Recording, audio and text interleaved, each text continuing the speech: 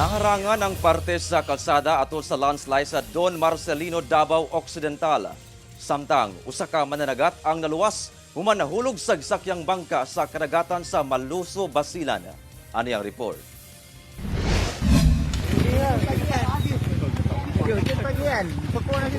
Midahili ang yuta ug mga bato dapin sa karsada sa San Juan, Pamungot, Barangay Talaguton sa lungsod sa Don Marcelino, Davao Occidental adlawng Martes.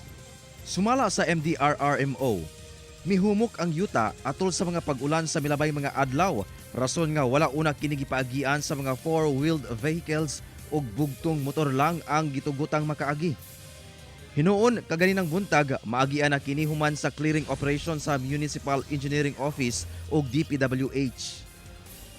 Gipasuluban og ugang nga sinina sa mga rescuer kining 31 anyos nga lalaking mananagat human mapalgan atol sa gipaygayong search and rescue operation sa PNP Maritime Group sa baybayon sa Takela Island, Basilan, banda alas 2:30 sa hapon adlang Lunes.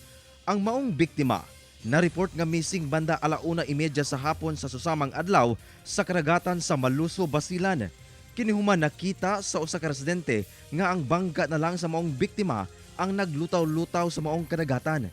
Sa pakiginabi sa Basilan Maritime Police sa maong biktima, gibutyag niini nga gihapak kuno og dagkong balod ang iyang bangka nga giubanan og kusog nga hangin gumikan sa pagdaot sa panahon.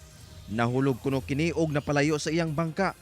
Aron maluwas ang kaugalingon, milangoy kini padulong sa mong baybay. Hinuon ana sa mayong kahimtang ang biktima. Ginasulayan pa kini nga makuhaan og pahayag. Sumala sa pag-asa, habagat ang padayon nakaapekto sa panahon sa Mindanao. Kauban si Gary Balantayog, Bong Vicencio, Efren Mamak. 1 Mindanao.